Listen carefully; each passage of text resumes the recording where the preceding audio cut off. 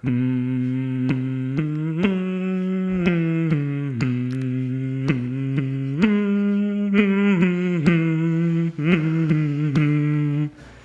song was that? That's from Wolf of Wall Street. Oh, yeah. Okay, all right. Now I get it. I totally get it now. You got it? I got it. But I was worried that someone else may have done that Someone already. has already done that one, but that doesn't stop. That's okay. us. Of course. No, man. I thought it was Someone's original. already done that. That's totally fine. That was Zach. So that was Zach from Picture Perfect Painters. Welcome, Zach, Thank you. Good to to be the here. podcast. Yeah, good seeing you again, man. Yeah, it's been a while. You know, we're excited about this one. So no pressure or anything like that, but this is our first podcast that we're going to be talking about paint. Yes. We kind of spoke a little bit about paint when we did our millennial talk, but we didn't really dive right into it. So a little house cleaning. We are at Skylux. With Mark in the office. They're at the tail end of their day, so you might hear some in and outs and backup fans and all kinds of stuff. Well, we're live, man. We're live, right? So in Mark, a real shop. Thank you very much for letting us record the podcast here. We enjoy being here and disrupting your life. That's basically it. So right off the start, I'm going to talk about... We're going to be doing with History with Manny. There we go. I've got a good one. Zach, see if you could help me out with this, man. How far back does paint go? When was, there's kind of some milestones here, but how far back would be the very first evidence of paint? I feel like thousands of years ago. 40,000 years Wow. ago. It was in a cave, prehistoric paint. They used it from earth and soot and organic materials. If you fast forward from there, 2,000 years ago, the Egyptians. I thought for sure the Croatians invented it. The Egyptians ended up using 6 colors. They were mixing oil and fat with lead and earth and animal blood and ground glass, stones. They were using that to create different colors. And then, I guess when you get into the more professional, you're talking about the 1200s. 1440s, they started doing that. But now I got another question for you guys. What's the company that actually started painting? Oh, Sherwin-Williams for sure. How did you know that, man? Yeah, Sherwin-Williams. Get out of here. I'm That's telling you, amazing. can you tell me the year? 1972. No, man. 1866. Holy cow. Aren't they 18. a Montreal-based company? Or is No, that Benjamin Moore? this was in Cleveland, Ohio. Right. I think Benjamin Moore started in Montreal. This is after. So, yeah, we won't talk. Benji has nothing to do with this. This is all Sherwin-Williams. They actually started it. Marshall Smith invented a machine for grinding up colors in 1718. That's when he started it, and that sparked the revolution to actually start mixing colors. And then Sherwin-Williams took it from that, and they started creating their whole palette in 1866. And that created the whole Sherwin-Williams company, Cleveland, Ohio. When was the exact date? 1866. I don't have the exact date that happened. 1866. That's fantastic because I love Sherwin-Williams. And what's really, they really skyrocketed after World War II. So after World War II. What was the catalyst there? I guess that, the whole industrial revolution, right? Everything had to be produced. And All we the had new housing yeah, being everything, built. right? So Yeah. that's where it started. So I guess their biggest color would be green. I'm assuming it would be exactly. Green and gray. So that was a little bit of History with Manny. There we go. I thought that was a little interesting fact there. We'll That leave was one for wicked, now. actually. I really enjoyed that So one. now back over to Zach. So Zach, www.pictureperfectpainting.ca. Yeah, that's right. Instagram handle is @pictureperfectpainters. Painters, yes. And then the email is info@pictureperfectpainters. Yeah. With all an the S. same. With an Okay. S at the end. And so I think I got it all right. There we go. We are going to talk about, take a guess, everybody. Zach. We're going to talk about painting, man. That's what we're going to talk about. But not only that, Zach is under pressure right now because he's the first paint company. There's no coming in. pressure, man. Mind you, this is our 72nd podcast. So Carlito and I are a little... You guys are veterans. Well, we're not virgins, that's for sure. No, we're not virgins. So Zach, tell us a lot about you, man. Tell us where you guys... You're a young guy. You got to be like half our age, man. How old are you? I don't know, about half, maybe. How old? 28. Close. Yeah. Close. Getting there. Getting there. We're 48, Let's man. not So- say half, Manny. We're close. So how long you been in the business, man? 10 years. Went right into painting? So. I mean, I went to university first at York. Studying what there at York? I was doing biochem first. Okay. And then I switched into health studies. From there, where does the construction bug come? Just like building things, making things, being creative with paint and things in general like that. I think my dad had a lot to do with it. He's always fiddling and breaking things just to fix them later. And then having to paint everything. Yeah, no. But the thing is, that's how I got in, because there's two avenues that I think helped form this company. One is a company that you probably have all heard of. It's called Student Work Paintings or College Pro. Yeah. Yeah, so... Are they still around? You know what? I've seen a Student Works lawn sign. I don't have any idea how they're still in business. I don't think, because that's when we were 28 that they were probably big. They're still kicking. Okay, I was just curious. I mean, I love what they're doing. They're getting students jobs, and they're keeping them busy, and they're giving them experience in business. But it scares me. Let me drop the hammer here and just let anybody that's listening, specifically homeowners. Painting is a justifiable trade. Do not think that you as a homeowner can watch a video of some idiot doing a W on a wall and telling you how to paint is painting. That's not painting. Painting is a skilled trade, that's my opinion about it. So don't, and I've had these conversations, I'm sure you've had them with clients. We're going to have it tonight. They think that painting, anybody can do it. And painting, you guys will probably correct me if I'm wrong, painting's all about prep, man. It is 95% of it. It's all about the preparation. I mean, I think just in general with life, right? It's all about prep. But it's really funny that I think in the last 20, 30 years when we're in the business and you had designers talk about painting, they never talked about prep. They talked about colors. They talked about what roller to use. They talked about that stupid W. They talked about things that had nothing to do with the 95%. They talked about the 5%. I got a bone to pick. That's all I'm saying. No, you're right. Well, painting is very sexy, and it really is the most important part, because it's one of the last things that is going to happen on the job site to finish the job. It's like the cherry on the top. Right. And another thing is it's going to either cover up and clean up bad workmanship or make someone's great workmanship even better. We love working with trades who know what they're doing before us. So like a carpenter who miters their 45s like exactly right. So then that means we don't have to put a pound of caulking in there. Are you still seeing gapped miters? Yeah. Really? Not as much as we used to when we started out, but it depends on, I guess, the extent to which they pay attention to detail.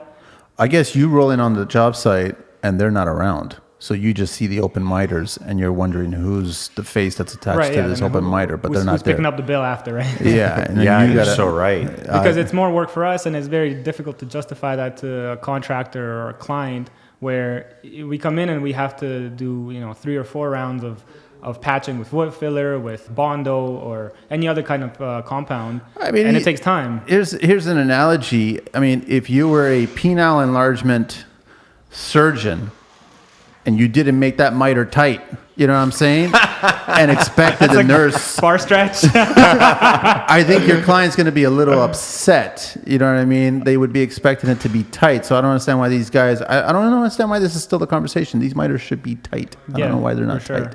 So, and leading. I mean, it goes to drywall too. Sorry. True. It does. It's not just everyone. And then the same thing for painters. If you get $1 million Cadillac job of a trim, and then you come in and you have painters just throw the paint on the walls, it's going to ruin everything before that. It's true. It's totally true. And we met on a job like that. Yeah. So, we'll talk a little bit about that. Yeah. So how do you guys know each other? So me and Mike were going our own ways at the end of the business. We were finishing up a couple of the jobs. We were a little bit overwhelmed. We need to bring more guys on, but we didn't want to just bring in any guys. So Zach was brought in, a guy that we could trust, that we're not just bringing in a Joe just to come in and knock it off. And I was expecting just a painter to come in. As I watched him set up, deal with his guys, and start to finesse the customer, I was really impressed. Like, you don't get to see this kind of behavior. Like, he understood that he couldn't rub the customer the wrong way. He was helping us get in and out of the project, but he was taking it to a whole other level. What's up, Mark? What's up, Mark? No handshaking, no hugging, no nothing. Just elbow bumping. That's all it is, man. Oh, we saw that. Thanks, man. We appreciate it. What's going on? Hey, brother. Take care, Mark. Sorry, we just got interrupted there by the patron. That's all it was. Yeah, the king. So I want to get back, Zach, to how did you get started? Like, I'm always curious. I'm always curious on what trade people choose to get into. Sometimes it's handed down by generations. Sometimes it's in school they kind of gravitated towards it. Sometimes something was just thrown in your arm and you took with it and worked it. I'm just trying to figure out what your angle is. Starting off, it was with StudentWorks, and like to cut the story not too short, not too long. I was sitting in a classroom and I was waiting for my prof to come up and start lecturing me to death. And there was a piece of paper there. It's like, hey, do you want to make $20,000 in the summer? And at that time, it was like $1 million to make that much, right? Yeah. So we started, I called them up. It was the company, and we started off with them. To say the least, they sold a rosy picture and didn't deliver on what they promised. But nevertheless, you came out of it with a lot of new skills and knowledge that otherwise I would have never had. So I'm still grateful and thankful for that opportunity that we had. The ball just kept on rolling from there. Was it a crash course of just... Yeah, it was like 5 days. Here's how to sell, and go fend for yourself. Wow. That's all. It wasn't... I didn't know anything about painting. So okay, but this is a painting business. Yeah, but I didn't know anything. Like that, their shtick is that you sell the job and then you hire painters who've already painted before. I was supposed to be trained as a franchise owner, as a manager, as a leader of the company. It didn't work out that way, but I think it was for the best because I got on the tools. I learned how to do a lot of the trade myself before hiring more people. And that way, I think that leadership by example has transpired into the company that we have today. And this guy's like a great leader. I mean, he's on top of his guys. They're never on the cell phone. They're all working. They're all clean. They all know their products. But you know what's really impressive about you is we were in a fairly new cookie cutter home. Many imperfections, like the joists were up and down. The studs were all over the place. The drywall wasn't finished properly. And the customer, when we quoted on the job, we quoted for 2 coats of primer, 2 coats of paint, trim, done. And it led into a high-end custom job. We were so deep in water with this customer, and he was a really great guy. Still is. I still speak to him already. Yeah, same. Yeah, like he's a fantastic guy. What we had realized is that because we didn't put enough detail in the contract, we had now dug a hole for ourselves, and we were stuck there to either honor our name or walk away from the job. Zach coming in was a new face and a great taste for the homeowner. He got to separate the job and the painting. We were having a little bit of problems. There was some flashing happening just from, old compounds and too much paint on the wall and so on. And Zach kind of really just took it over from us. Like I could literally it was refreshing to just focus on what I had to do, and he just took over with his guys. I try to have that with the crews as well, where if I'm the leader of the company, I need to be able to focus on, let's say, client interactions and satisfaction, right? If there are companies, and I was like this before as well, where I had my hand in every single pot, and it was just difficult to keep up. And the company itself wasn't as high-end as we are trying to be today, where everybody has a specific role, and we're like a chessboard where everybody has a tactic to the strategy that we have. You got one of the toughest jobs because you're at the finish. So when you guys do your job, it's uncovering all the protective material, and then the furnishings come in. And the clients expect the world, even though the world hasn't been made up until that point. So if you do have bad trades or bad trim, drywall, everybody else, they're expecting you to make it perfect at that point, right? So there's a lot of customer satisfaction, servicing, just like pampering the client at that moment when you guys are painting from the beginning to the very end. Yeah, no, and we're always like face to face. Sometimes with other trades, I don't want to speak for them, but there may be a little bit more arm's length away from the client, but we're always there at the end, like you said, and it's always the 11th hour with them.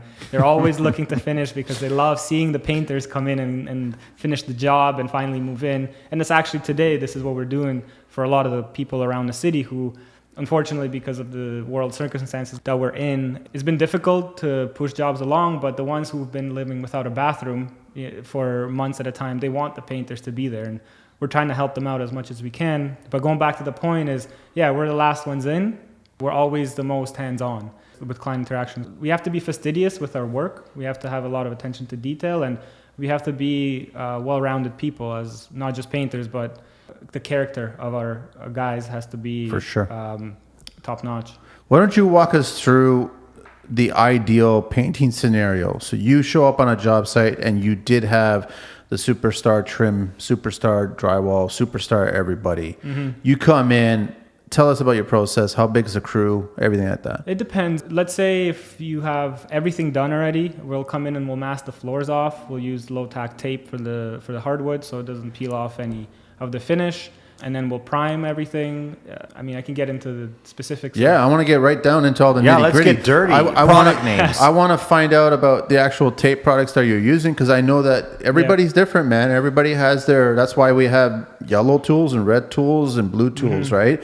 Everybody has their preference. So I want to get into what's made you happy. What in turn, what's made your clients happy, because you've figured out how to do things to make them happy, and you use specific products for that happiness. So let's get right into it. I think that tools are important, especially for a quality job. Like they're an extension you as a workman. Tape-wise, we like to use the yellow frog tape. It's a low-tack frog tape for the floors. Again, you have to be careful with it. If you leave it on for too long, it's still going to have a small chance of damaging the surface. But we've had times when we had to leave it for a month and nothing happened. Tiny little variations of where like you can put tape or you can't put tape, but you learn that as you go on. So for instance, like with thresholds, you don't want to be putting that there because you're stepping a lot. I thought yellow tape was made for glass. Doing low tack, I thought it was for just if you're sensitive. If You it's can a use yellow sensitive tape area. anywhere. Yeah, I was more told that the yellow tape is good for glass around, like, painting a French door or. Yeah, you can use it for that. Like any frog tape product, it doesn't bleed. At least not as much as, let's say, just regular green painter's tape. That green painter's tape is good for its own reasons. If you have new baseboards and you want to save a little money, it does the job just as well with taping the baseboards. So speaking of the process, that's kind of jumping a few steps ahead, but we would tape all of our trim. It's impossible to get the laser straight cut lines by hand. You can, if it's People still do by hand, because I've never been a fan of by hand. I know that I see a lot of guys cutting the ceilings by hand, and I'm like, man, just tape it. What's wrong with you? Well, ceilings you could do it by hand. Yeah? We tape around trim and doors. So baseboards, frames, windows, accent walls for sure. My first job, I remember I taped a stucco ceiling, of all things. What? So for people who do painting, Wow. they're gonna have a nice laugh at this. That's crazy. That was my man. very first job. that was a stucco ceiling without a flat border. That was just strictly stucco right to the stucco corner. Ceiling. Yeah, it's the easiest. Was thing it to painted cut. or not painted? I can't remember now. I feel like it was. It must have been for the stick, no, right? I still walked out of there with. That's cool. Yeah. I like that. Looking back on it now, stucco ceilings, you can cut that with your non-dominant hand with one eye closed. I got a problem. There's a wheelbarrow of stuff that I want to throw in there, and stucco ceilings is in there, man. Like glass block is in there, stucco ceilings is in there. These I things feel the don't- same way. They don't belong on anybody's job site right now. It's a cover up. Exactly. It's so then you could do one coat of drywall, mud, and then you stucco everything and you get away with it, the new joints. So that's why I don't like it, right? So you're masking everything. You're masking the floor. You're protecting everything. You're getting it all ready. And now we're going where? The most important thing on a high-end paint job is lighting. It's crucial to have a good amount of lighting. So either from the builder himself who installs the pot lights, or from us with our floodlights. Yeah. We have some Festool floodlights. We have Love those lights. Nice. I know, love The they're so consistency of that light is Yeah.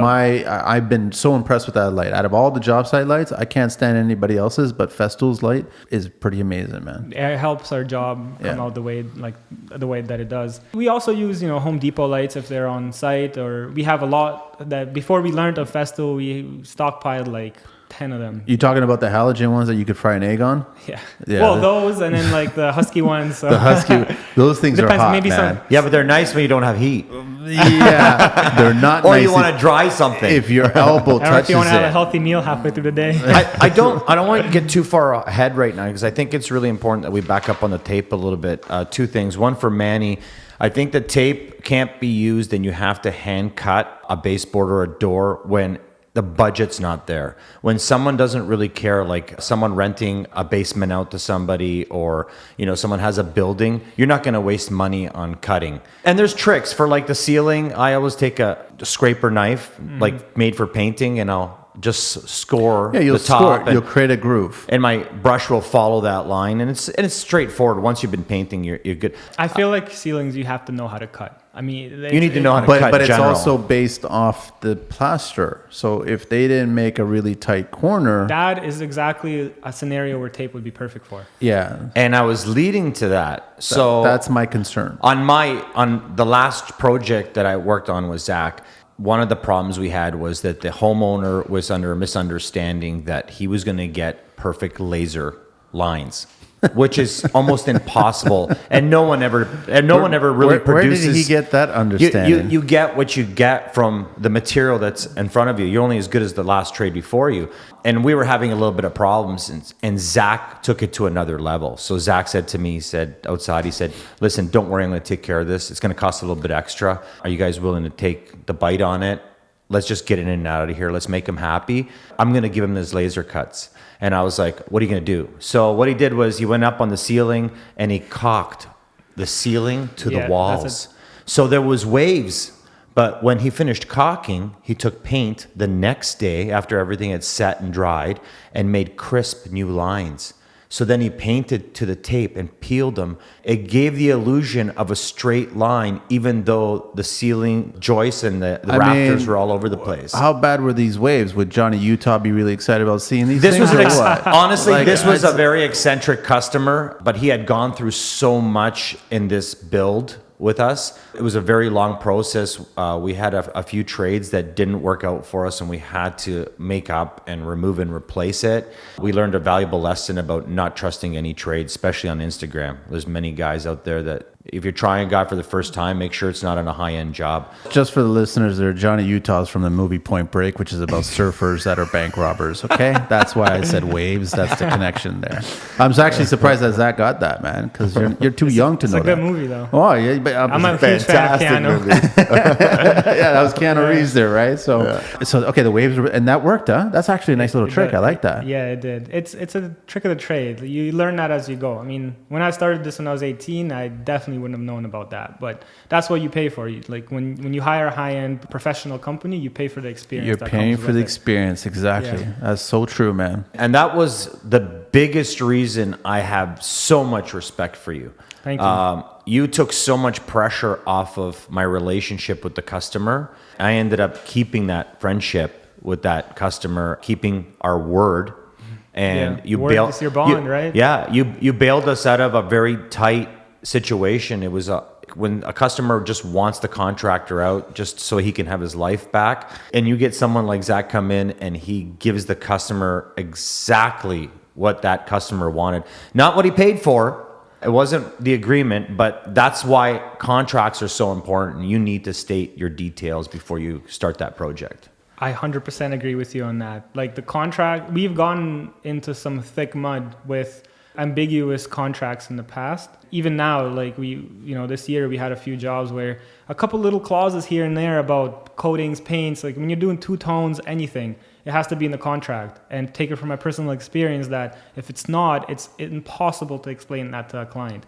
With why does it take longer to do an accent wall in two colors or spray, especially wainscoting in two colors? Well, because you can't do everything at the same time. You have to take out one paint and then take out another paint. You have to mask everything. It takes, let's say, an extra day. And an extra day could be the difference between you making decent money on a job or maybe losing in the long run. Or double the material money. One of the earlier things I learned was certain clients actually getting painters to sign off on using specific paints right down to primer. Yeah. Excellent. Are you? I don't agree with it completely. I'm sorry. Have you gotten to that point where you've got clients where they are adamant that you have to use a specific brand, a specific primer, a specific first coat, specific second coat, all that other stuff? We haven't gone to that particularly, but see, we're professionals, so we have to know our trade. We have to know our tools and our materials and the workmanship that we do. So whenever a client says, I want this paint, we'll do it if that's their wish and nothing else. If that's not the right paint, the right product to use for the substrate, we'll tell them up front. I had a client who wanted to paint all their trim in Aura. Aura is not the greatest trim paint because it's soft, it's brittle, it'll chip it and it'll crack, and it doesn't level well when we're spraying with it. So we suggested to use Scuff X or Advance. Of the two, I prefer Scuff X more. Just because it's easier to spray and it levels out. See, that's what I like to hear, because the reason I bring this up is because I know of other painters that had to sign this stuff. And then I also know of another painter that actually signed it and got caught for not using all the products that they were asking for. And my problem is that, okay, I'm going to just say I'm a huge fan of Sherwin-Williams. I like their products. Me too. I'm just going to say, I'm also a fan of Dulux, but I'm a huge fan of Sherwin-Williams. I think that Aura is a good paint, but I think in the price point, if you start comparing apples and apples with all the brands out there, everybody's got a really good high-end paint, but I think that Sherwin kind of creeps ahead of everybody a tiny bit, but it goes back to your experience as a painter and what you've experienced on site working with specific bases and trim and all this other stuff, and what you achieved and how you pulled off the finished look. That's what's going to make your brand solid. Everybody comes up with Benjamin Moore and CC40, and they go, this is the number CC30, CC40, all this other stuff. OC65. Yeah, right. And I get it, and I know for a fact that Sherwin-Williams tint matches mostly Benjamin Moore colors. It's true. They do. That's a fact. See, in our experience, Manny, we've ran into some troubles with tinting and color matching paint from other suppliers. Now we have our preferred products with every single supplier. With Sherwin, we have Emerald and we have Pro Classic. Yeah, beautiful, man. It's an awesome paint. With Benjamin Moore, a lot of designers, they request designer paint from Benjamin Moore. And we're not leaving it up to chance anymore. We're using the home product. So if it's CC40 or OC65, we'll go ahead and use the product that we're comfortable with. I'll give you an example. Listen, I agree about the colors. Like Benjamin Moore has amazing colors. They market themselves really well. They do. They're really clever about their marketing. Another company that markets themselves really well is Farrow & Ball. Yeah. Their colors are absolutely insane. I think their colors are absolutely gorgeous, and they can be matched, even though they said that they can't be matched. Anything can be done. Yeah, right? of course. So, but the problem I have with Farrow & Ball is that they suck when it comes to durability. Mm-hmm. You can paint it the way they're specifying it to paint it, and it's like the paint stretches. You can do one coat and get far more quality out of it. And I'm like, it's not true, man. You can scuff it, no problem. I've seen Sherwin-Williams products be painted and all of a sudden scuffed, and then it's actually fixed or repaired or wiped out, and it's perfect. It's clean. The marketing can't trump the quality of the paint is where I'm trying to get at. Yeah, you're totally right. Yeah, but it's the same thing as clients coming in and wanting high-end like Cadillac paint job, not understanding that 95% of it comes from prep. It's the same thing. Same thing. It's that marketing same piece. thing. It's Well said, man. You've got an uphill battle when it goes to that, but I just want to share that because I just think that there's great products out there. But you gotta, if you hire somebody and you saw their work either in person or in a photograph and you respected the work that they did, then take their cue and let them do it the way they did it. That's right. Don't tell them to use specific products because you're not familiar with them. I'm pretty sure the homeowner's not familiar with them. It's usually the designers and architects who request specific products. And they're familiar with test patches. Of painting 16-inch square sections on a flat surface right by the perfect sun. Extrapolating that. And and doing that R&D and you're good at being on an entire job site and getting into the nooks and crannies of a closet and painting that trim. I'd rather have that information instead of a test pad. Yeah. And I think there's, for the listeners out there, there's a couple things that need to be put in a stipulation in the contract too. Again, another scenario, we had flashing on a wall and the customer wanted an eggshell. It just wasn't working. It just kept flashing and flashing and flashing. We decided as a team that we needed to go flat. By going flat and changing the design, we took away the sheen. But in the design, he wanted that kind of sheen. And by removing that, we removed the problem. It's important to state in a contract that, okay, we'll agree to this, but if we have problems with the surface, the substrate, drywall, the painting before, we can't control that animal. We may have to do this and to repair it. And if you don't have that in your contract, it's not going to be good for you. I think that's the hallmark of a professional, that when you're able to make snap decisions on the spot. When something's going wrong, you know how to fix it. And that's what we did for you guys over there. And also the other thing is, I find that the easiest way to succeed in this business, for us at least, and I think maybe just in just general contracting, is try to help the person who's behind you or in front of you and who hired you.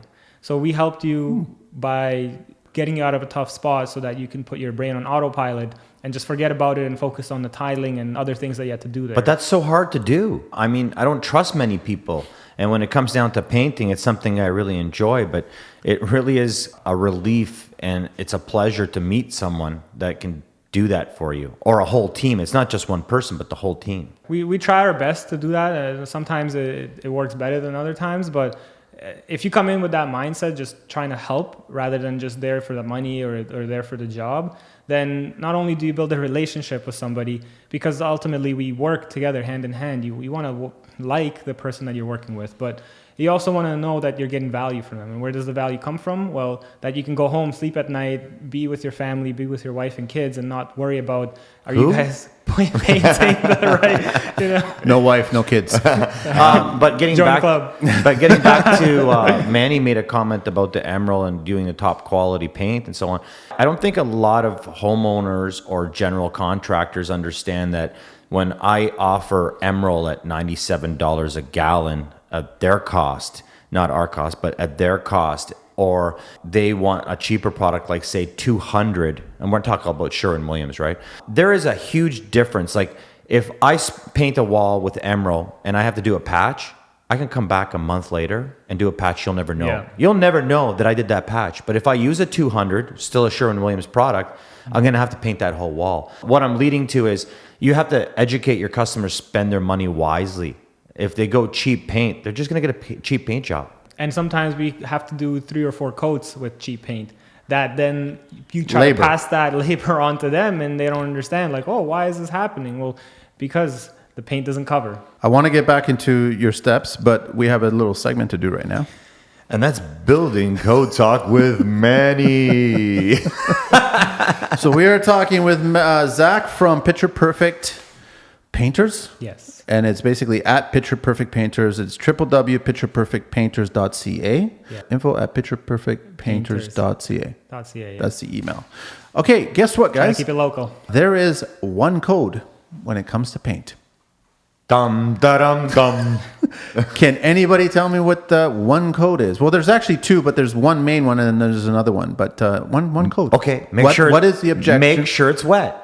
No. I'm just joking. I actually don't know. This is crazy. I can't wait to hear this. I feel like I should know this. It's basically the only code that's attached to paint is for exterior use, that any steel must use a rust inhibited paint. Wow. Must. That makes sense. Which makes a lot of sense.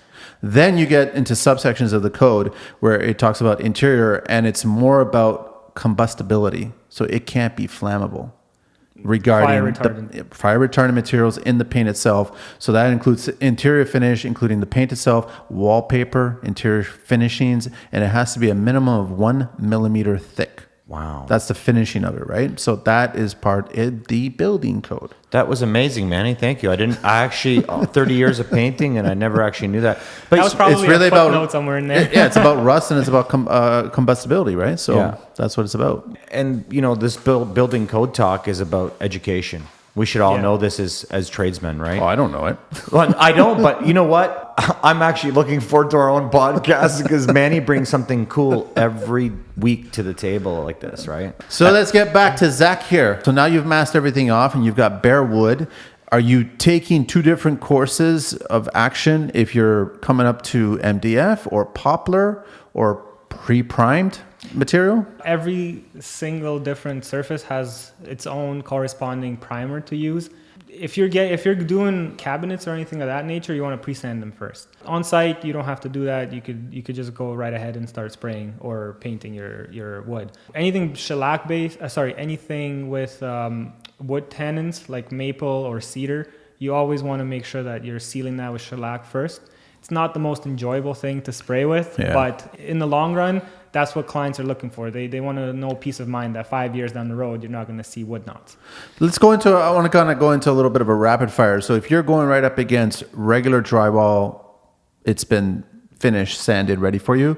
What's your go-to primer on that? Cover Max with Yes, Sherwin. love it. Okay. Yeah, Cover Max is good. Or My objective or here is Step not to One. make Carlito happy. No, I'm I love I'm curious. But now, if you take that same drywall and it's level 5 and it's completely plastered all over the whole surface, he's using the same product? We'll probably step it up to multi-purpose, Okay. or we'll go with Benjamin Moore. It's Step 1, or their high-end primer is slipping my mind right now. But most of the time, it's multi-purpose. So what is the purpose of, or the reasoning behind using more high-end primers instead of the It lower? just helps with the leveling later. That's all it is? Yeah. Okay. Yeah, it helps the paint level out. Even though you can still get it down with Cover Max, that's not an issue. Also with coverage, if you're using a bright white like an OC65, which is a blacklisted color in the industry. Why is it a blacklist? It's just impossible to paint with it. It takes, and it's always more coats than you expect and budget for. And it's difficult, again, to explain why that's happening. But you know this, designers love don't. it. No, designers love it, but they don't know how hard it is to work with. And then clients don't know. Again, clients don't really know the specifics of the paint, and then they get heart attacks when they see the price. It's like, why is this so expensive with this paint?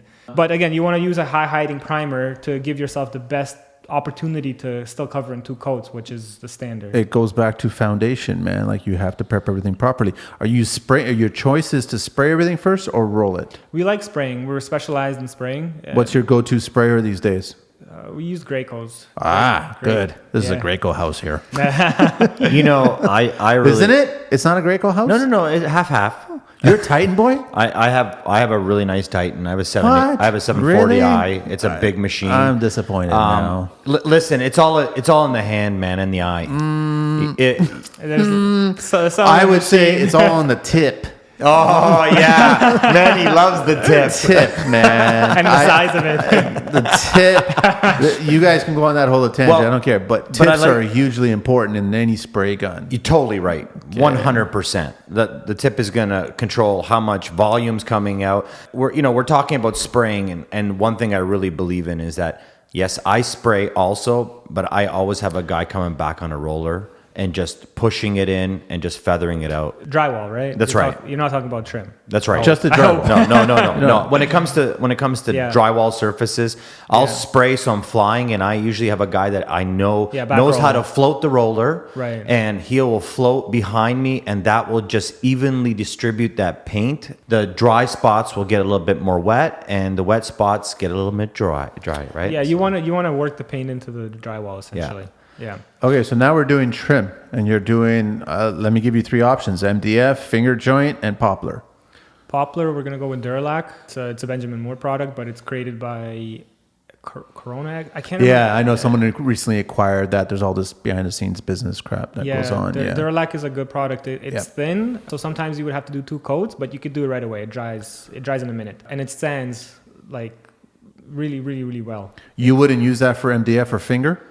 MDF, no, because with MDF you don't want the grains to come up. If you use Duralac, it's gonna be like a hedgehog. You're just gonna be standing there for like days at a time. Really? Yeah. It would just soak it in like a sponge, huh? It does, yeah. Especially the end pieces of MDF. Yes. It's impossible. So if you're doing wainscoting of some sort and you're getting all the Oil. edges, it's just Oil. gonna be a hedgehog. yeah. That's funny. So, 2 things is I love that you're talking about a different product that I just don't use. And I'm It's learning. new. I'm learning something about new products from you, and Yeah. that's the whole thing. Like, we all need to be well rounded with all products. If you're gonna be a professional, you need to know them all and why they work and why they don't work. 2, when it comes to MDF, I do 3 things on the edges. I think it's important for guys to listen to. I usually like to use, if I can, if it's a small area, I'll do some Dynapatch. I do get a oil-based primer. I'll spray the edges and clog them. That's if someone's using, M instead of high, right? So like if it's high density, you don't really have to worry too much. But if it's medium density MDF, man, it's we got just stuck with never filling. LDF on the job, and it was just impossible. What's LDF? Low density. I don't even There's know such a if thing? I didn't think so, but we got stuck with it apparently. I thought that would be CDF. I don't know exactly. China. Oh man, I was waiting to see what that one was. Hopefully, no more of that now. Another painter's trick, I think, for the ends of MDF is taking a paintbrush. Not even if you're spraying, you still kind of got to clog that whole end But up. won't you see the strokes? No, because you can do a sand whiz. it You back can do a down. whiz roller. Send it right sand back down yeah. again. Yeah. Okay, so finger joint, you do the same thing? Finger joint is pine. Pine, and it's Pine. pieces of pine that are Shellac. mortise. It's shellac. I know. Yeah, because Pine, it'll bleed. Pine, maple, cedar, it's all shellac. Yeah. It'll all bleed. If you don't see it today, you'll see it in 5 years. Exactly, you will. And nobody's using oil these days, right? I know America's still using oil. I do. Oil technically is illegal. You should Not- probably keep that off the podcast. No, The not an primers. oil-based primer. Yeah. Yeah, an oil-based primer, it's not. Oil-based primers are not So illegal. I use oil-based for anytime I even sand down a stucco ceiling or even scrape it down, and it's I down was under to. the impression that oil was illegal. No, I might be because- wrong. I don't know. Primers are still. Because, I mean, you have to think about, let's say, doing fire restoration. You have to use either oil or True. shellac on there. Okay. Hey, I've been wrong several times. And another thing is, like I said before, whenever I know that the edge of any trim will have a problem and it will suck up too much, I usually pull a can out and just hand spray like a graffiti king, and then I prep Go it to town. again. But there's still a lot of houses with oil. That's the older homes. I know, I get but- it. But a new construction, though? But if we're talking about paint, the people need to know that there's a lot of homes. Guys are painting latex over oil, and then they get cracking and peeling and flaking. And Or you gotta prime it with bonding primer first before you start throwing on top coats. well, that's because you're a pro. But like for the list, I try to be one or pretend one. I like to bring myself down to a level of some of the listeners aren't at our level. They need to hear these things and understand that these are the problems that occur when you're not prepping yourself properly. You know, speaking of that, Zach, if you go into an older home, do you take a piece of that paint out, and is there a place that you can get analyzed that tells you how many layers or what layer or what's that finishing layer that's on there? You mean to test for oil, right? Yeah. Well, I Yeah. know that I've done testing before where it was the first time where we discovered lead paint.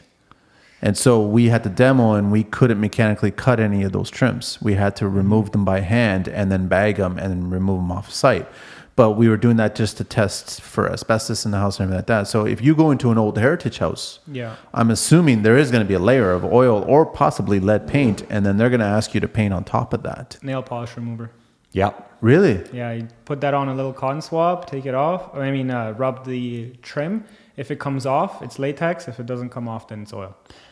And they're also So you're using acetone, basically. Yeah.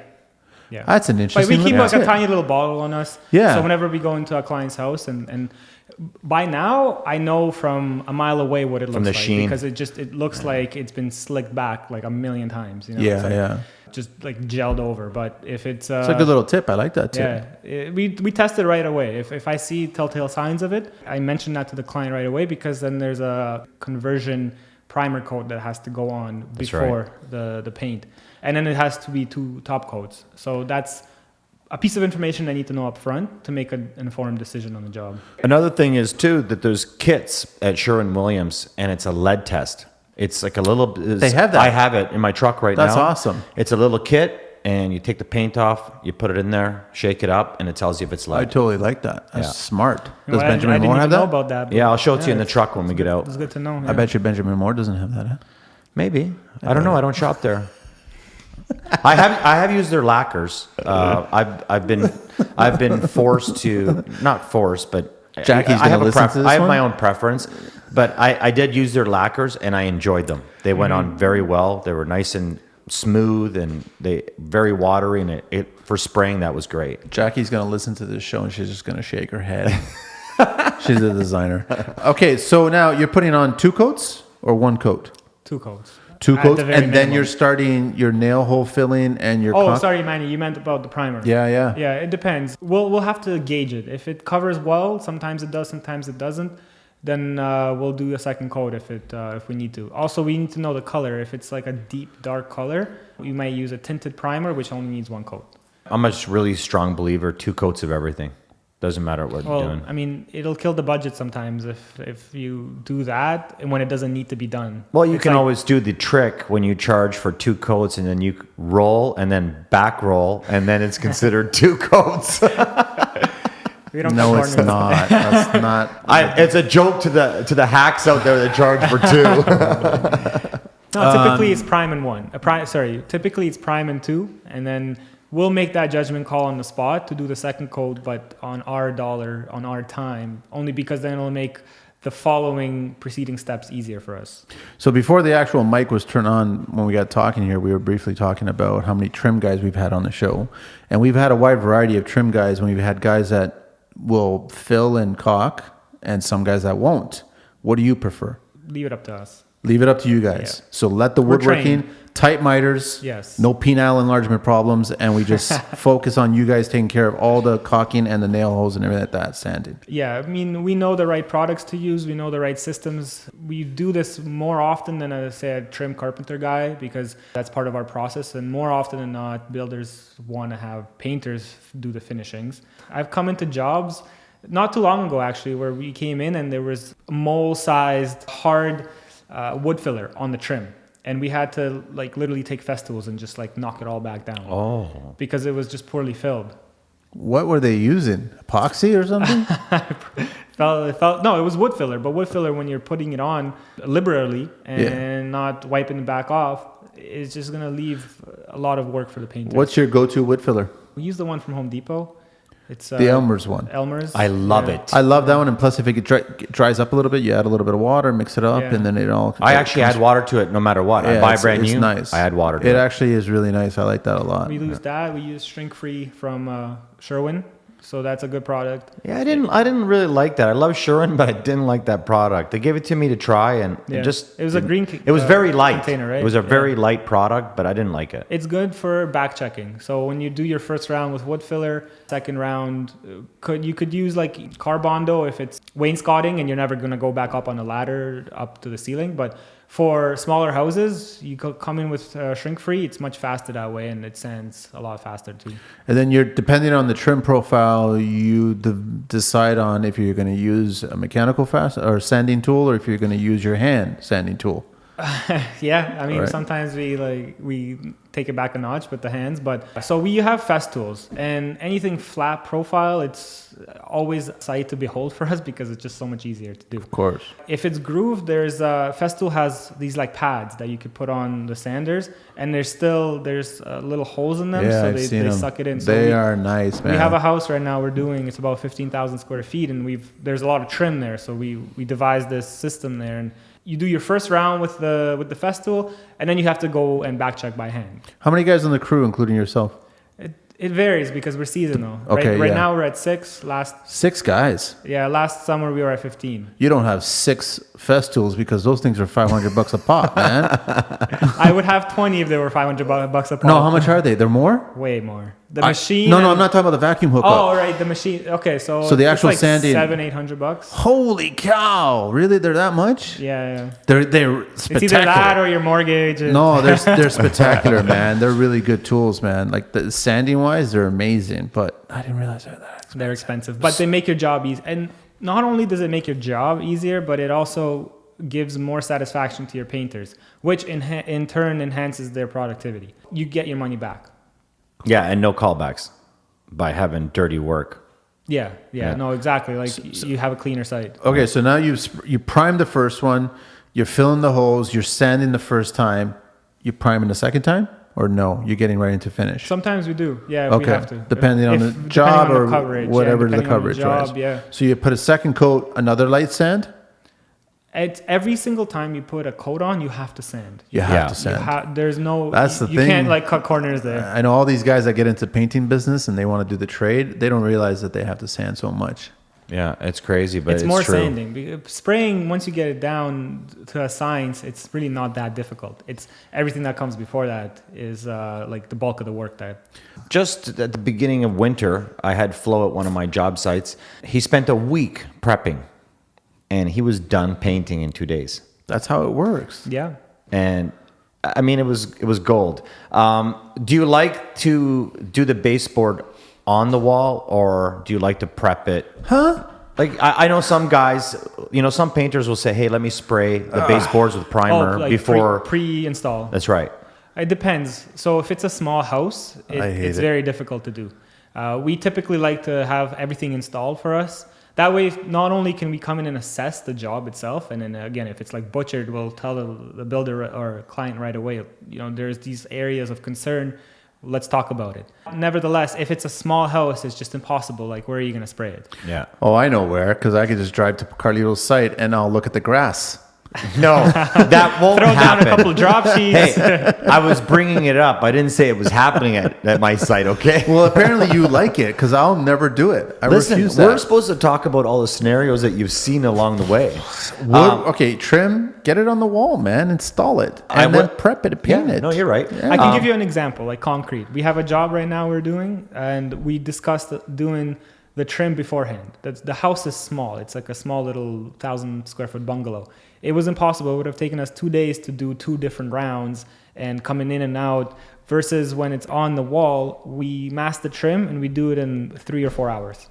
It's just masking, man. It's Yeah. important. Well, I used to work somewhere, you know where, and a lot of times we would get like a whole house of baseboards, and we would just take them outside, spray them all. And the one I did notice that on the show, and I would shake my head at that. I'm like, that's stupid. it worked though. In It a did tight, not. when you've got 30 guys in a house filming, it's really hard to like just work properly, especially if you're a Wouldn't painter. that cringe you? Like you to walk into a house and you can literally see every single finish nail because it's been pre-painted and then installed, and then the nails were touched up.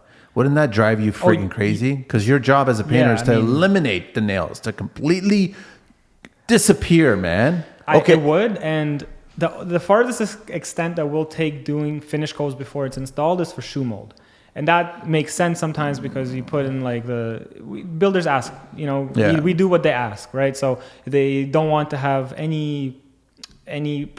they take precautionary measures with their hardwood floor. Maybe it's some hardwood floor reclaimed from a barn in like Spain, sometimes you have to take those measures. So we'll do that, and then we'll do tiny little touch-ups. But oftentimes, even in that case, we'll put tape around the perimeter, and then we'll hit the whole entire shoe mold with an artist brush. For me, I really like to put the baseboards and casings on, hang everything, get it all in place. Shoe mold.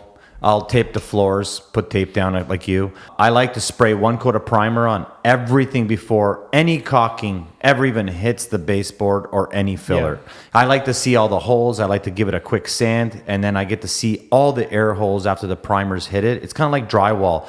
Before you put primer on, you think that the wall's finished, and then all of a sudden, by the time you wipe it down, put first coat on, all these little holes pop out, and now you're skimming again.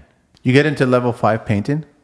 Yeah, we do that. I saw often. that a few years back, and I was pretty impressed with it. Yeah, like high gloss walls. We've done that before. Yeah, because that's the thing about with high gloss walls, you don't back roll into the substrate. You just spray, and then you sand and spray and sand and spray, and then until it becomes perfect. And you skim. You do a lot of skimming because it's got to be a flat surface. So you use one of those like levelers. You put it on the wall, and then you just have to. You use an HVLP gun, by the way, and then you just have to be thorough with it. You have to be patient, and you have to do your due diligence. I didn't like the level. I used Certainteen a few paint? times. The paint? Level 5 Certainteen. We were called in for a project where the mudders had done not a level 5. They just did a 3 coats. The windows, there were so many windows, and the open concept was so large that the light was showing everything. They decided that they would say, oh, we'll just put level 5 primer on there. It's just not enough. It has its place, but it's not enough. It's not the same as doing a plaster level 5. Nothing like you let the mudder do his job and then let the painter I've do their tackled the job. mud, but I haven't tackled the paint yet. So there's some skill behind it. It didn't work. It didn't work for us, and we tried it many times. We put it on thick. We sanded it. I got a Festool too. I sanded it with that. It was much easier. Makes it more enjoyable. You don't want to sand, but you have to, right? Okay, so you could sand for hours with that thing compared to like a Dual, and your eardrums are gonna blow out after an hour. Yeah, Dual's great for hanging pictures. Back to painting. Yes. The trim. So we got the primer sanded, and now you're putting the first coat on. Yes. Everything's sanded, ready for the first coat. To your point, it makes logical sense to prime first, then fill, then sand, because you're killing 2 birds with 1 stone. And I've done this mistake myself when I was learning. We would fill everything because that technically common sense says, fill all the holes. But, once you get down the road, you start to learn different tricks. and then you sand, and then you prime, and then you sand again, and then there's your 2 rounds of sanding instead of just one, the way that you and I like to do it. Yeah. So yeah, we would prime, fill, sand, put on the first coat, and then do the caulking. And the reason for that is it's much easier on the finger to do the caulking after the first coat. And for sanding, because some guys will sand caulking, and it is just a nightmare. That's interesting. So you're caulking after the first finish coat. Yeah. I've always had it put on after the second. Yeah, that's what I do on the prime coat second. and before the first finish coat. We've started using this method. We're still in the R&D phase of it. And I'll get back to you. What are the pros and cons on that? Why would you want to do it after the first coat, finish coat? After the first coat, number one, what you're saying about sanding the caulking itself, but also we find that it doesn't make any difference when you do it, as long as you do it well with the lights, as I mentioned, which is why it's important to have it. For employee morale, it's much easier to caulk a 15 or 10,000 square foot house when we've already put paint on there, because it's smoother instead of doing it with like primer on there. It's mainly for that, and the reason that sometimes when you over sand caulking, it looks horrible afterwards. What's your go-to caulk? Whoa. Caulk. What would they say? That's a I've heard loaded that one gun, buddy. That's a loaded gun. What is your go-to? Are you a DAP guy? No. No. Thank you. We used to be when we were amateur. Got it. This show is brought to you by DAP. No. So what are you using? Powerhouse. Powerhouse. Which is that one? Sherwin-Williams. Okay, I know which one you're talking about. The red too. The green one. Yeah. No, the red. The green one is Shermax or Shermax. Yes. That is good stuff. Shermax is expensive, and you don't really. It's overkill on the interior. With exterior, it's always Shermax, nothing else, because you need to have that elasticity and the moisture resistance. With interior, it's Powerhouse. It's the best. It's easy to caulk. It lasts. It stretches. Like, it's a premium product to use. And are you bondoing?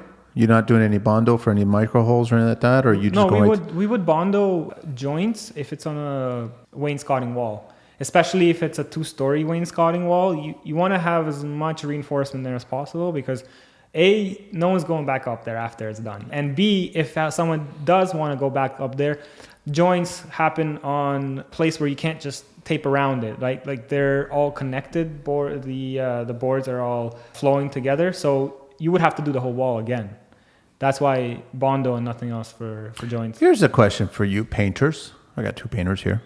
A year down the line, the crown splits from the ceiling. It was wood. Who is the GC going to call? The painter or the trim guy that put it?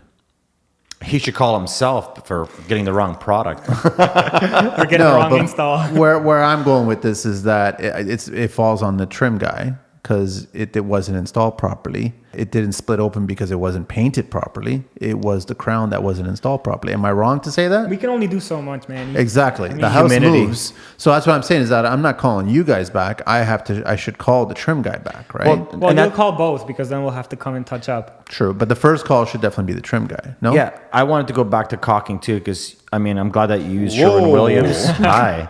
I use on your mind? I'm a little bit eccentric. People think I'm weird that I use more than one caulking in the house. On my exterior walls, anything that's a cold wall that will actually transmit cold, I use the 850A, the red. And then on the inside walls, I use the blue. And I find that I have no cracking from that. But when it comes to crown molding, that's really about prepping a contractor or the homeowner and telling them what kind of material they have. And that's why I was talking about styrofoam. I'm a styrofoam guy because there's no cracking. Well, it's funny you bring that up, because I did a job where he was adamant, the client, about me using MDF crown. And it was a back split. And I said to him, I guarantee you that's going to split. It's just going to split. I'll try to do as much. I'll do all my blocking in the back, and I'll hit all the joists and all the studs and everything, but I'll guarantee you it split. And guess what happened 6 months later? It split. And then he was like, well, can you come back? And I go, I'll come back one time, but it's going to split every season that it changes. That's just how it is. Yeah, until it settles finally. Yeah, I know, but they're splits. Green products. That's why they call these houses green for the first 2 years, right?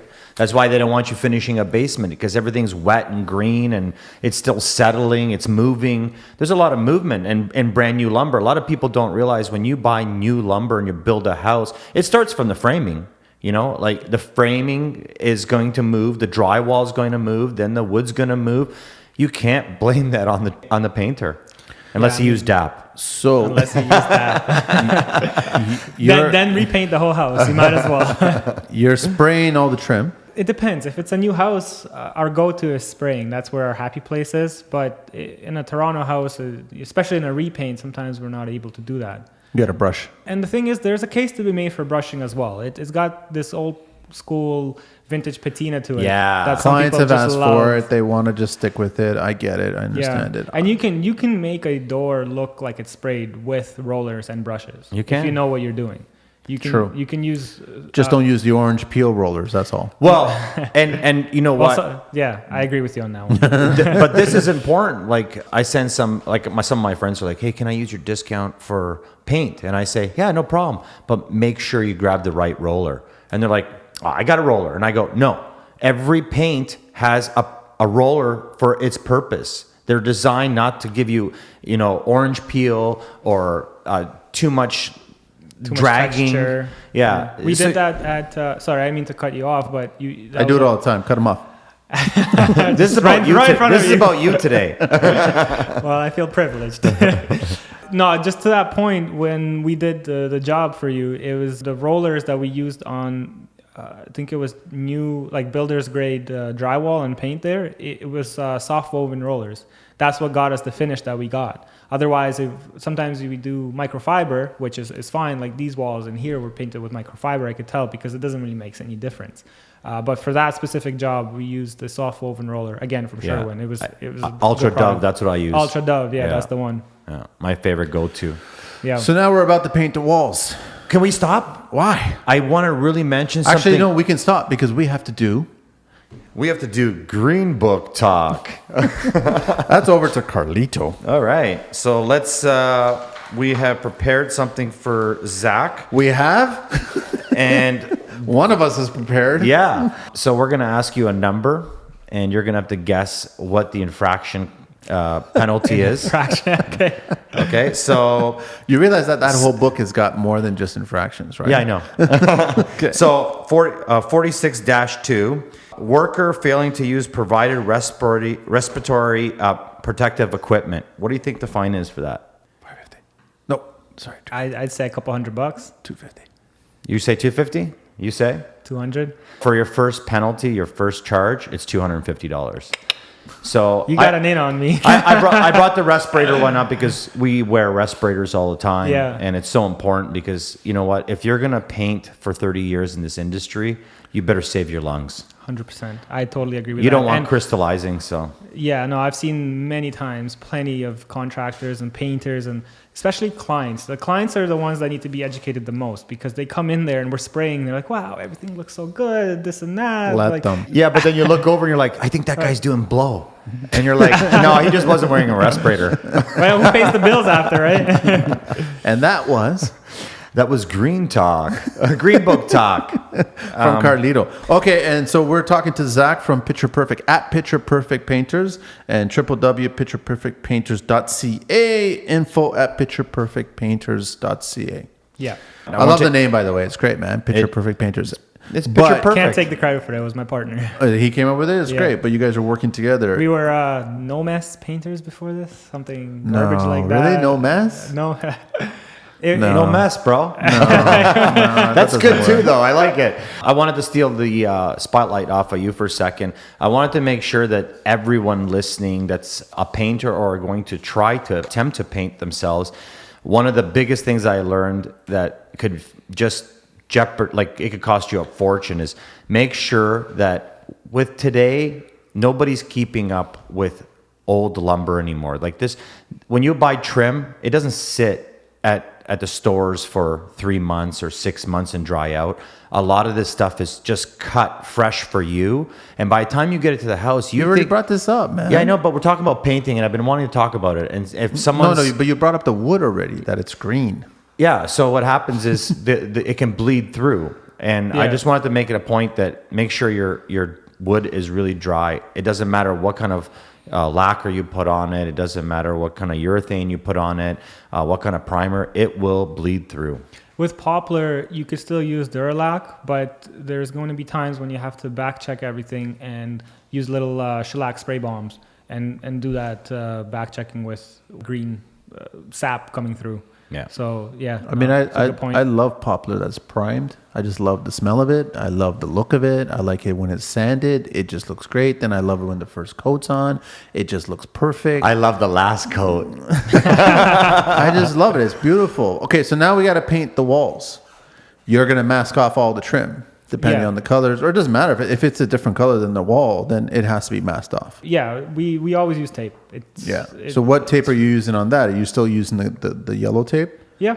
Okay. Yeah, it's always yellow. Again, green tape is green painter's tape. It's garbage. Painter's mate. Yeah. No, it's garbage.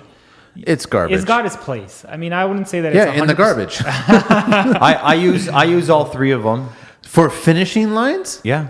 Wow. I use blue. You can I use the blue a green lot, tape too. on like cookie cutter rooms, for instance, where it doesn't really make sense to go high end like that. But with premium houses, you want to use premium products because it's going to give you those laser cuts. I like using the orange core blue tape. What's that one? A 3M. 3M makes good tape. And it's called what? It's the orange core. I don't know the name of it or the SKU of it, but it's orange core. I like using the yellow when I do like stripes in someone's master bedroom or kid's room. Like that's when I like to use. I really tell people too is if something peels off and I wasn't the guy that did the work before, because a lot of guys before they paint, they don't realize that those walls need to be ragged down with a damp cloth, not a soaking wet cloth, but the drywallers should be wiping down their walls before the painters get to it. In a perfect world. Yeah, my world. Take it upon myself. Well, right, if they to do my did own use job. a Festool Planex, it would be vacuuming and It's not sanding. enough. It's not enough. You got to get a wet rag, squeeze it out, and just give it a quick wipe. You don't have to spend a whole day on it. But Okay. So now the finish wall. You're applying it, spraying it, and back rolling it? Typically, we don't spray and back roll. We do the old-fashioned way and just cut and roll. There's instances to make a case for spraying and back rolling. For instance, it's a big house. We're doing one color throughout the entire house, and it's matching. It's only one sheen level from walls, which is matte, and then the trim is eggshell in Scuff X. So then we sprayed and back rolled and sprayed and back rolled 2 coats. So one primer, one finish. Then we're doing all the trim. Then we're going back there to do the final coat. That's much faster that way for a massive house. If we're going into like a normal house, then we do our trim, prime +2, and then we do, the walls are already primed from before, and then we do 2 top coats on there. Always 2 top coats. Always 2 top coats. It makes sense, man. But Sometimes even more, depending on the Depending color. on the color, how deep, and depends on how the finish is going. Because you may not get that perfect finish on the second coat. You might need one more pass. I still really And sanding in between. Yes. It's always, you have to pull sand in between. If you're a painter, you're a sander. Yeah, definitely. But even more important, I really want to say this, and you guys might not feel the same way, but I think primer is more important than paint. It's going to cover up all the oil, resin, anything that's in the wall. I think that you need primer for the paint to look the way it's going to Again, look. Manny, we don't have to agree. Listen, Romeo needed Juliet, okay? Did he? Cain apparently didn't need Abel. Maybe he but needed 3 girls. no, you need the primer as much as you need the paint, and they work hand in hand. I think. Yeah. I don't think one's more important than the other, but I think they both work hand in hand. Now, in an ideal world, there's no trades in there. It's just the painter's house to do what he needs to do. Yeah. I'll prime everything one shot. I'll do the ceilings. Then I'll paint all my trim and doors. And then I'll just do the walls myself, just like you. Now, what are you telling the clients after you finish painting everything? It looks crisp, clean, beautiful. It depends on what client you're asking about. Builder, residential, No, the actual, commercial. so the homeowner itself, like, because I know that are all paints a 28-day, 30-day curing process that you can't touch them, you can't scuff them, you can't do anything to them. You have to let them fully cure. Yeah, I mean, with walls, it doesn't matter because you can touch them up. You can't tell a client that they're not allowed to go in their house and enjoy the new space because of paint curing. We do always tell them that. If we're spraying cabinetry, so millwork, and they have artwork or books, decor to put up, then yes, we tell them you can't put anything on here for at least 14 days. Otherwise, it's going to lift the paint. It's going to ruin the finish for you. With walls, we can always touch it up and speaking of the paint itself, if you use a lower grade paint, which sometimes you have to, just to like fit into their budgets, there is a trick to touch up paint. Water down the paint a little bit, slightly, so that when you roll it on the wall, you can do a small section instead of doing the whole wall, and it doesn't leave a halo. You did that at our job site. I know it was pretty I had cool. to, because then I would have painted that house like 15 times over. Yeah. That's interesting. Very eccentric customer. I love them though. Okay. We do that quite a lot. We have clients, like commercial clients and retainers, where we go in there once a year and then just do touch-ups for them. Instead of painting the entire wall, which would cost them triple the amount, we come in and do small little touch-ups around. So you're not just painting the actual trim and the walls and the ceilings, but you're also painting cabinetry. You're refinishing cabinetry. Yeah, Are we you have a shop. staining? You're staining stairs and wood? Yeah, we're a full service. Like, Okay. all the way from cradle to grave. Got it. Okay. Everything that can be coated, we coat. We know how to do it. Interior, exterior. Interior, exterior, in the shop, and on site. Do you get into epoxy flooring? No, not yet. No, that's a different So world. I guess that's one thing that we left off the list for now. Okay. And wallpaper as well. You don't do wallpaper? We do. That's good because not a lot of painters do wallpaper. They don't want to touch Yeah, it. It's a dying art, but I think It's making an a art, resurgence. man. That's an See, art. and that's where I like Farrow and Ball. I think Farrow and Ball's wallpaper selection Yeah, it's top notch. is pure wood, right? I totally love it. It looks Yeah. amazing. It's great. Crown is good too. We're bringing Zach back just for wallpaper. A talk. We don't have Okay. enough time today. Oh, really? No, I know. There's a lot of nuances with wallpaper. Yeah, no, wallpaper is not as simple as people think. And I love that expression when you tell the clients about the reveal. And they're like, what are you talking about? Well, yeah, the pattern you just chose has got a 4-foot reveal on it. Yeah. So you're basically going to lose half the roll every time you do one Yeah. course. Or double cutting. Yeah, Or double stuff. booking. It's- All that stuff. So Yeah. there's a bunch of world there that clients have no idea. No idea. Is this another segment of yours? No. You should make one. It's going to be a whole show of segments. I just wanted to mention something about stairs. If people are painting them, usually I get people to put a latex, a urethane on top of the paint so Yeah. that they don't scuff the runners when they're walking up the stairs. Just a little throw in there. Oh, I like that. That's a cool idea. Yeah, You and guys because do it's that? latex, it doesn't go gold. It stays clear. Doesn't go yellow. Yeah, no, Yeah. it goes yellow if it's oil. I know. It goes Yeah. urine yellow. Yeah, I know. Oh, I love that. I hate it. It looks like crap, man. I can't stand that. look. Also, one of my biggest pet peeves is customers always tell me, "Oh, I'm very sensitive and I don't want VOCs." Shut up. High VOCs. Your television, your carpets, your MDF is off gassing way more than the paint. this- Shut up. That's how you speak to your clients? No, inside. Like I'm looking at them. That's what I'm really saying. Inside voice. But I thought all paints nowadays are all VOC free. Low VOC. Low VOC. Yeah. There is zero VOC, like Natura. I think Sherwin has some, and Farrow and Ball, they claim to be zero VOC. But I as mean, well. there's far more chemicals in, like you said, there are chemicals in those LED TVs, man. It's all marketing, man. Yeah, that's all it is, right? But those products don't last long. I wanted to ask you if you could change anything in the industry, what would you change? this question never comes up. I think you should have prepared me for this. This is a deep question. I think These are all personal opinions. The perception of painters. We're not just people who come in and slap some paint on the walls and call it a day. There's a true art form to this, Like, and 1,000%. and man. it's workmanship. It's only because you see on TV some guy standing on a ladder rolling up the wall in a W-shaped pattern, like with absolutely no gear.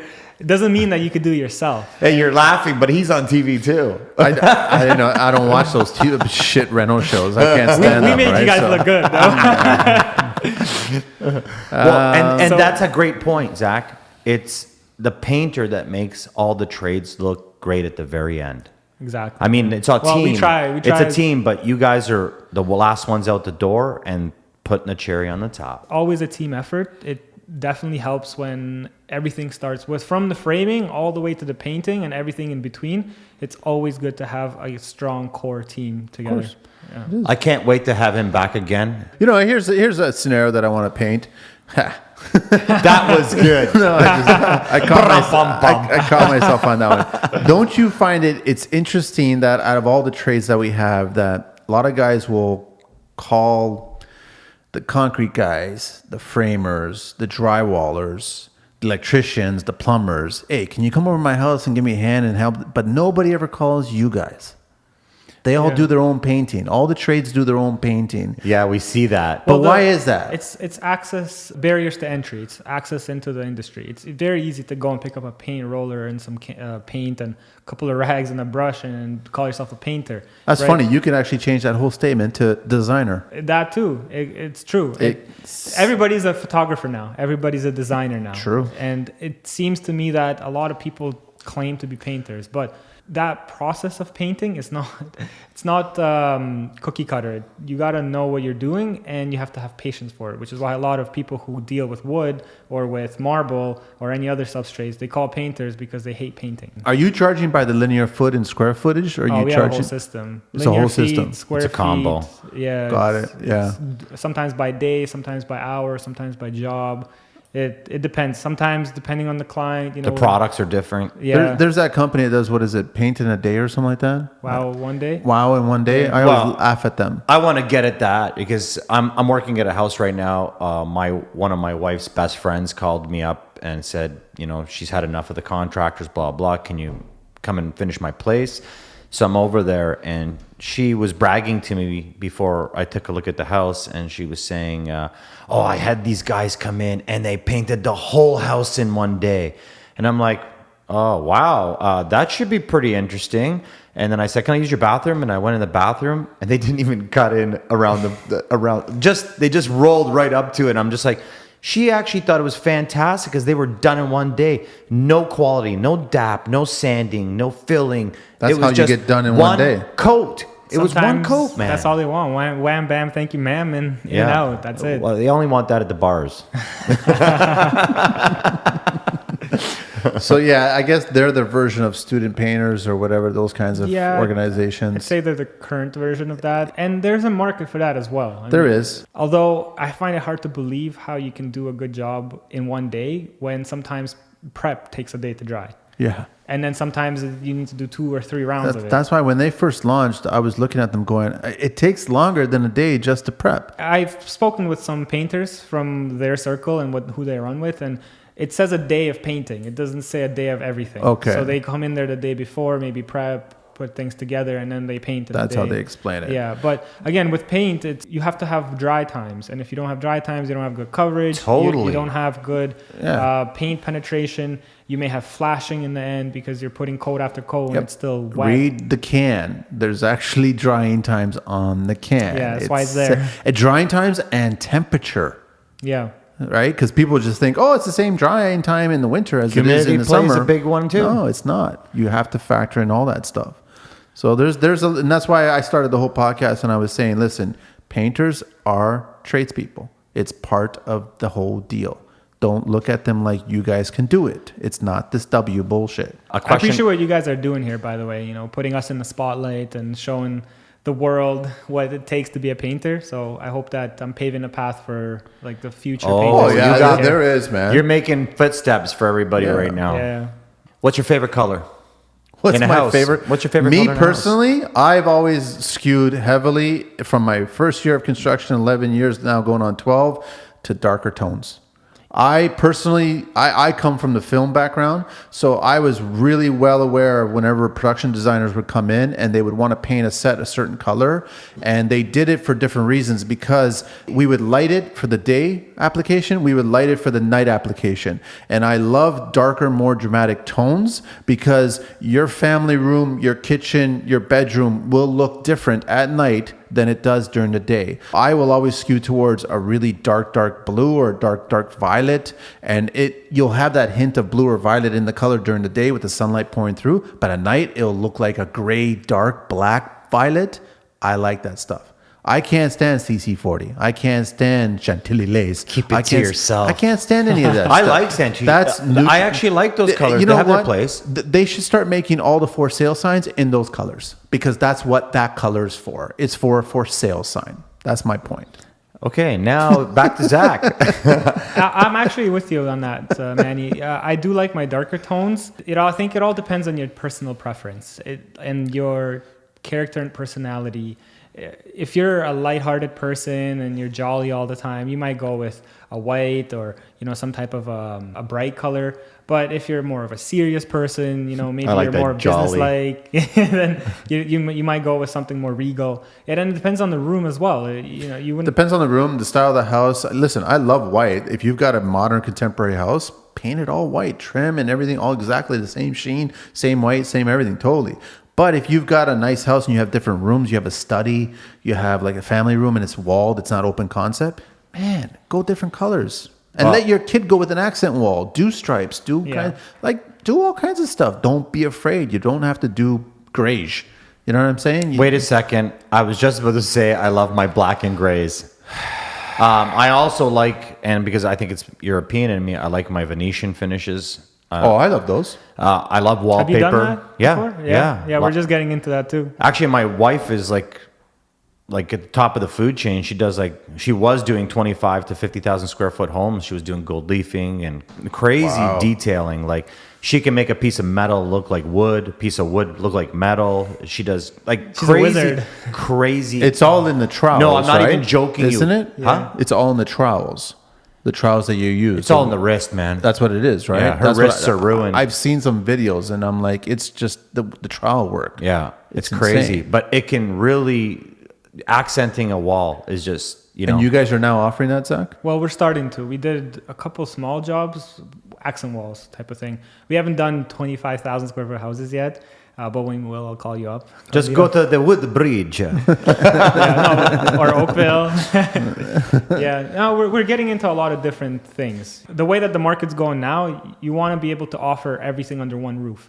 Nobody wants to shop around anymore. Everybody's looking for instant gratification, and if you can offer them the full package, It's good that you're offering the wallpaper and now Venetian. Yeah, if you guys get into epoxy coatings, that'll be a different ballgame as well too, right? it's the last piece of the puzzle. That's a different set of tools now. That's a different, even though it's paint, it's still a different set of tools. But it's still, actually, that would benefit you, man. Because a lot of people call you and get that stuff done. It's more like what we're good at, we offer. We know we're good at wallpaper. We know we're good at like the painting that we started off with, and we're getting into cabinets and we've been doing cabinets a while, but Venetian plaster. But something that if it's a small job for a small client, you might test it out, maybe do it on the house for the first job. It would never be somebody calls me and says, "Can you do this?" and I say yes, even though I've never done it before. That's not our MO. But that's how Richard Branson built his whole empire, man. Always say yes and figure out how to do it. He had a lot of fail safes, right? Oh, yeah, he did. He didn't. He wasn't too He was over daring. leveraged. We don't want to let someone down, right? Of course. Like if we did a small epoxy floor before, then we'll make that leap to do a huge one, even though that hasn't been done before. Or maybe we may need to use different products, different tools. It's never going to be like from 0 to 100 right away. We do small little iterations to get to the point where we need to be. Quick question. I guess you're using lacquer now. We are, yeah. Well, for cabinets. Yeah. Good for you. Yeah. And who are you using? Sherwin-Williams or Benjamin Moore? It's a different product. Or Steele's It's paint? Campbell, isn't it? No, it's like, what, do they make lacquers? They carry everything. We use Canlac lacquers. It's a different product. It's That's neither what one I of thought. those. It's like car paint.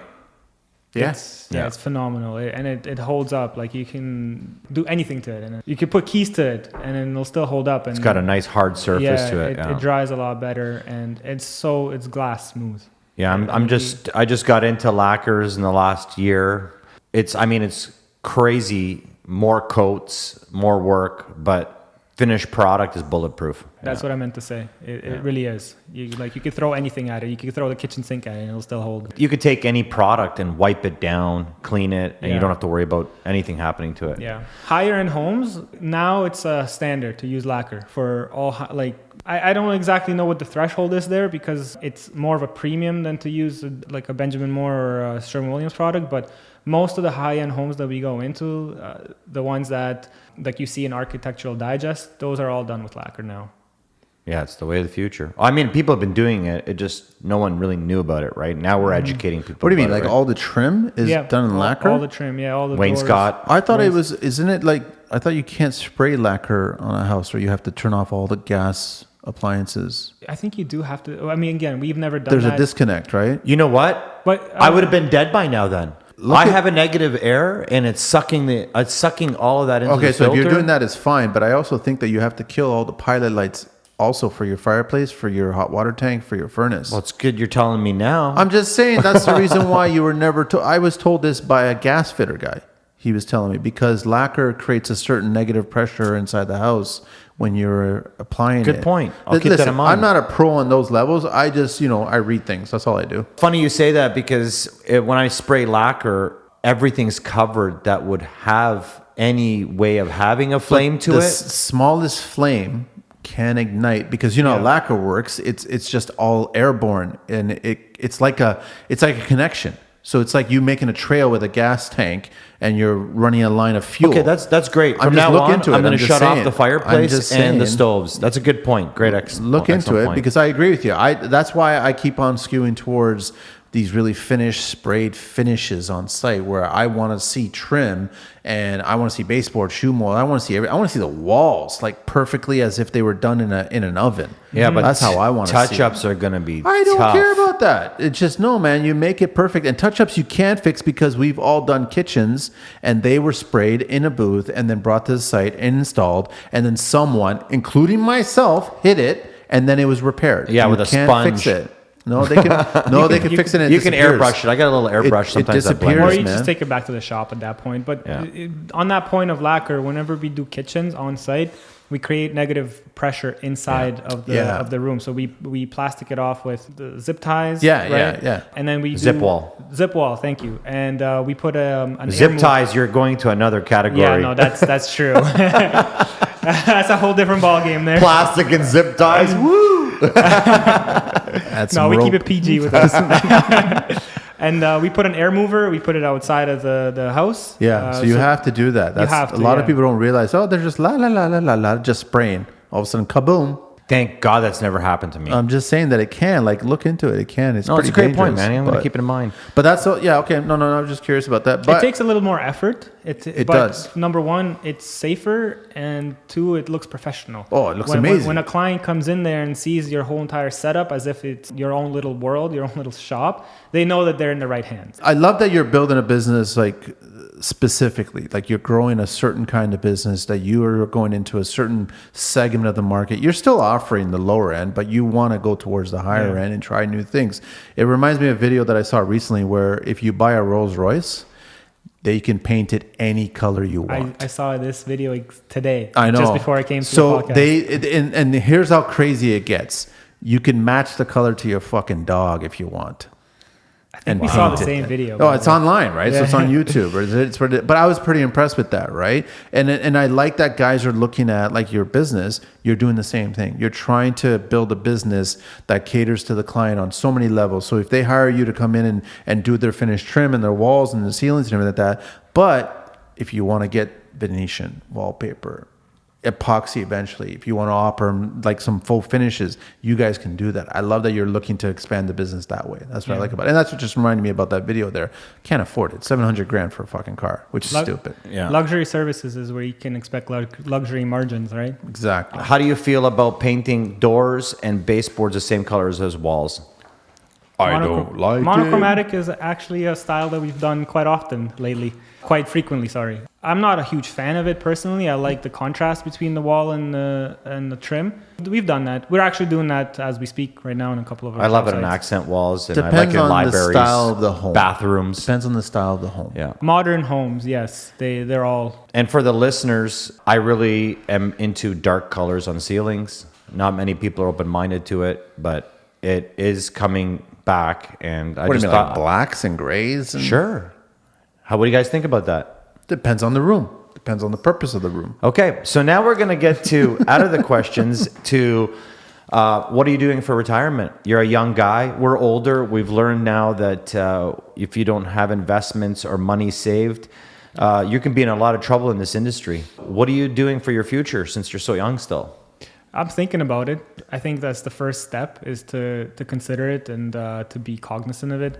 Specific things that I'm doing, like, investing as everybody else does, putting more money into reinvesting into the business. I'm not going out and buying Rolls Royces, even if our margins could afford that for us. But thinking about it thoroughly and intently, and knowing that this isn't going to last forever.